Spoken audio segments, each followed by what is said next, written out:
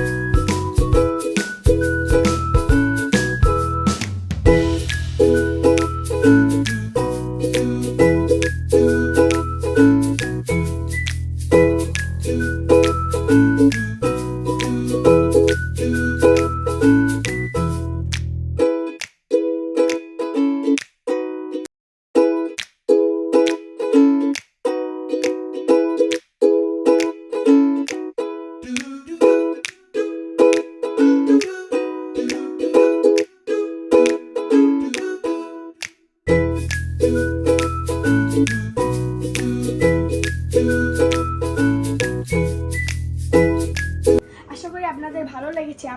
আমার চ্যানেলকে সাবস্ক্রাইব এবং লাইক করে দেন।